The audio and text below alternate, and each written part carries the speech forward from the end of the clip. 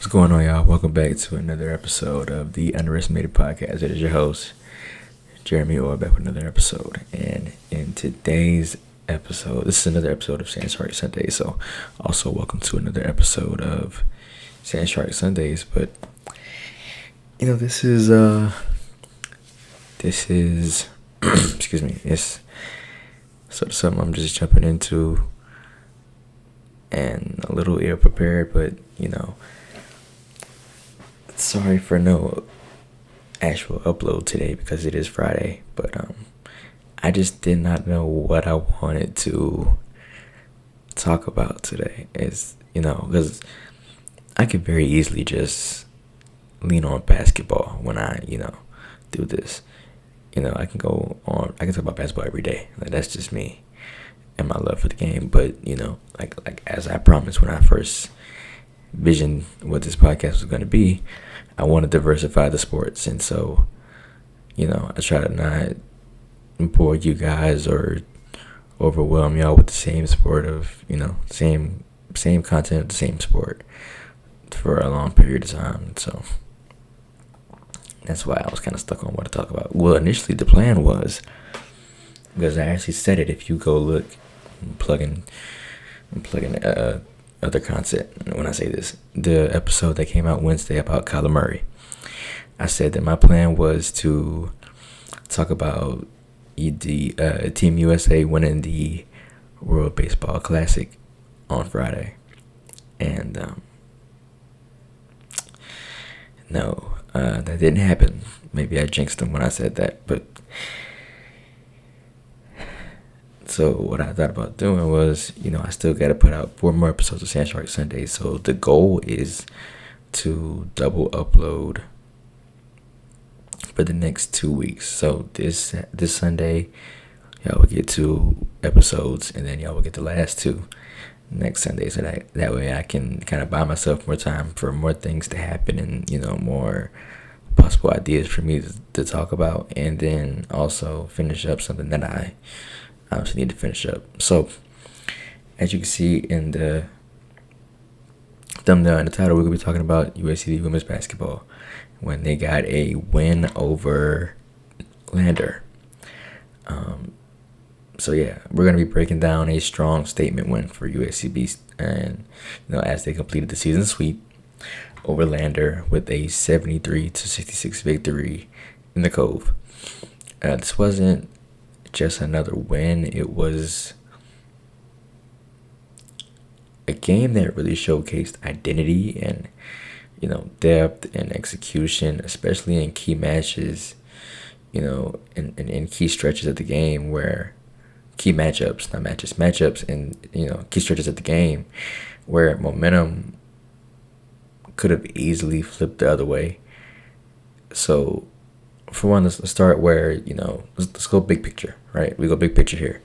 USCB moves to 16-8 at this point overall, and then 13-4 in the conference.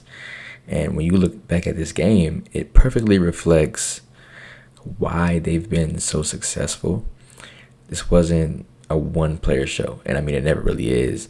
This was about balance, and this was multiple contributors stepping up, making timely plays and controlling the game in different ways.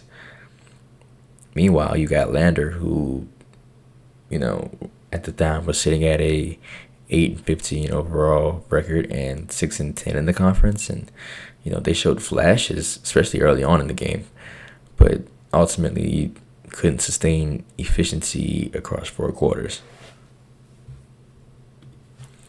Now, the game itself didn't start in USCB's favor, in which that's just kind of not the team that they've been. Like if those girls start off kind of slow, I've gotten acclimated to being used to it, because but they just kind of how they play, they kind of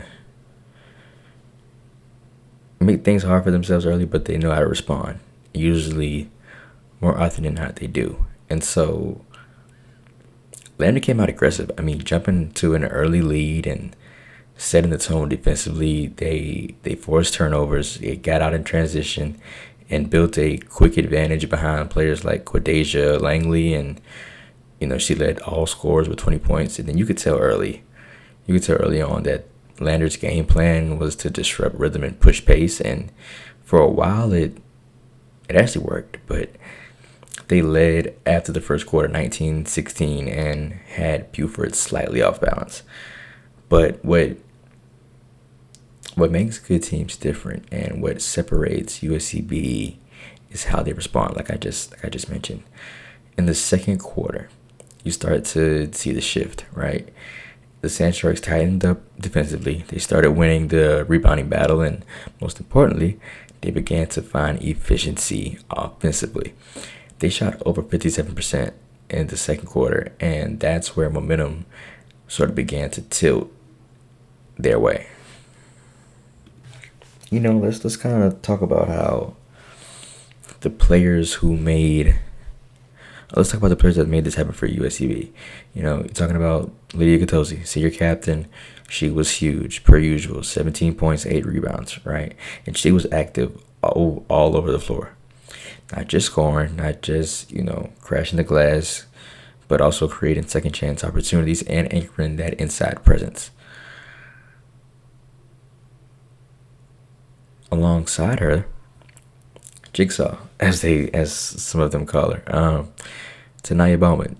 She matched that 17 output right along with Lydia, and showed consistency and composure, especially when Buford needed buckets to stabilize runs, from Lander. Then you've got Janiyah Hayward, who quietly had one of the most impactful games on the court, where she had 14, 10, and 5. And that's nearly a triple-double stat line. And it speaks to her versatility on the floor. I mean, she wasn't just scoring, she was facilitating, she was defending, she was rebounding and making plays that don't always show up on, the highlight reels, but absolutely win you games.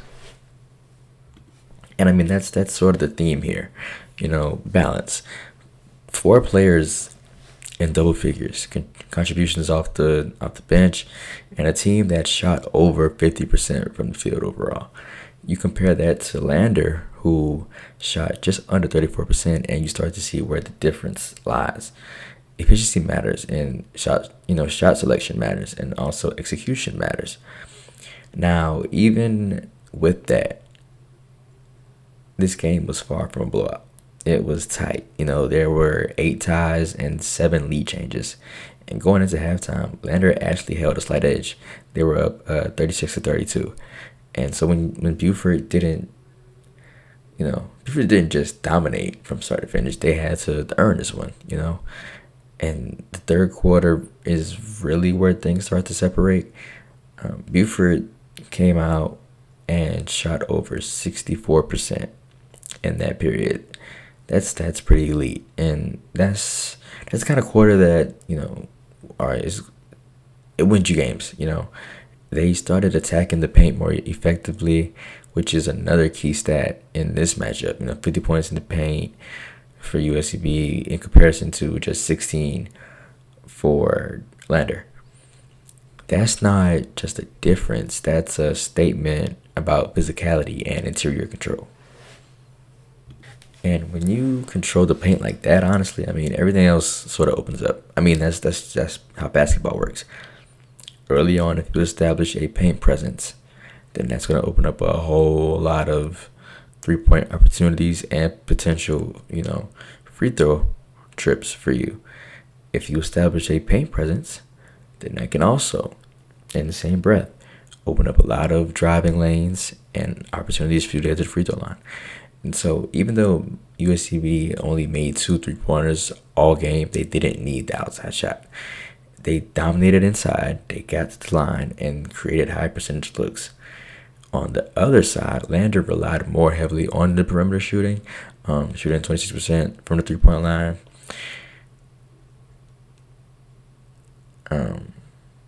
I'm sorry, excuse me, they shot 23 attempts, not percentage, which in comparison to USCB's 5. And while they had some success shooting about 31% from deep. It just wasn't enough to offset the efficiency inside and overall field goal percentage. Another major factor in this game was rebounding. USCB finished with 40 rebounds compared to Lander's 28. That's a plus 12 margin. And it showed up in second chance points, 19 for Buford, versus 11 for Lander. And those extra possessions add up over the course of a game, especially in one that's as close as this one was. Now let's sort of get into momentum swings.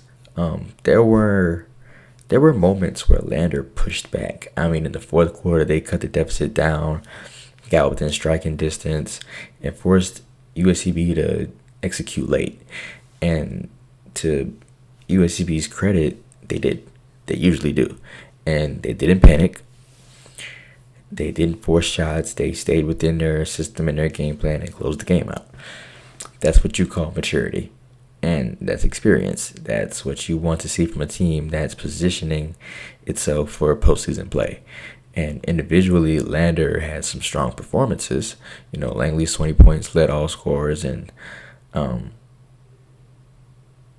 Alindra Dudley at 13 points. Trinity Thomas chipped in with 14 off the bench. Which is a solid contribution. But again, it comes back to efficiency and support. No one else really stepped up in a big way. And when your top scorers are taking a high volume of shots to get their points, it can hurt the overall flow of the offense. Turnovers were another interesting piece. Lander actually scored 29 points off turnovers compared to USCB's 22. So they did capitalize there, but Buford offset that with better shooting, better rebounding, and better interior play. And when you look at the flow of the game, it's clear that USCB made the right adjustments. And that's typical. When you have a coach like Coach V, who's done it at the highest level in college sports. She's been to multiple conference championships, won multiple conference championships. Never got the big one, but I think she knows what it takes to get there. And I've never been worried or questioned who she is as a coach. I love Coach V. And when you look at the flow of the game, like I said, it was about her adjusting, and she did. So what does this mean moving forward, right? For USCB, this is the kind of win that reinforces identity. Balanced scoring, strong interior presence, and the ability to adjust mid-game. If they continue playing like this, especially with that level of efficiency, then they're going to be a tough out for anyone. And you talk about Lander, right? There are some positives to take away. They competed. They showed energy. They created turnovers and pushed the pace. But they've got to improve in terms of shot selection and interior defense and overall efficiency if they want to turn close games into wins, just like this one. And finally, zooming out of everything, this was a game that is a perfect example of how basketball isn't just about who scores the most points individually. It's about how those points come when they come and who contributes across the board. USCB didn't just win because of one player, which they never do. They won because of a collective effort. And, that's what makes his performance stand out. And that's why they were able to complete the season sweep. That's funny to look at. They were down. So they were down in the first and the fourth quarters, which honestly, you can make the argument that those are the two most crucial quarters in a basketball game. But they led in both the second and third quarters, so that's kind of a weird way to look at it. This game actually occurred on February 16th, so 2 days after Valentine's Day. So yeah, I mean, it was a lot. We just had so many people that chipped in. I mean, like I said, Lydia with her 17, along with Janaya with her 14. Sammy chipped in with 8. Maddie gave us 5. Bree Pelote actually had a monstrous game. She had a huge contribution in that game. She gave us 10, and everyone else did not get on the board with the exception of Z. She did not make a field goal, but she got 2 free throws, and that's how she got on the board. So still, nonetheless, a contribution. And then you look for Lander, right? And then they got, like I was saying, Quadesia Langley with her 20, Alendria Dudley with her 13, Kayla Telis gave us 8, 6 points from Serenity Eccles, 14 from Trinity Thomas, and then 5 from Ansley Gartrell. So, yeah, I mean, this was a big win. I mean, I think there's always a different level of intensity when it's conference rival, and especially when they're an in-state rival. So I think it's pretty universal in terms of how things are on this campus. Like, no matter if it's men's or women's, when Lander comes here, when we go to Lander, it's a different vibe, and it's taken a lot more personal than just, the average game on a Saturday or on a Wednesday. Like, it just naturally means more. But yeah, I hope y'all enjoyed this. Just trying to find something to talk about, and this is kind of what I came up with. So, but I do plan on, Monday, Wednesday, Friday next week. Hopefully, some more things happen in the next couple of days that I can talk about. But I mean, it's on me to figure out, so I'll figure that out. I'm glad to be back in the swing of things. Had a very good, successful spring break, and back to doing what I love to do. So I think I only podcasted like once or twice during the break. I remember it was only a week, but yeah. Yeah, so let's see what happened this week. I uploaded Wednesday. That was Kyler Murray, talking about him and what's next for him after he was released from the Cardinals but signed with the Minnesota Vikings like a day later. And then I talked about Bam Adebayo's 83 points on Monday, because that was insane, obviously.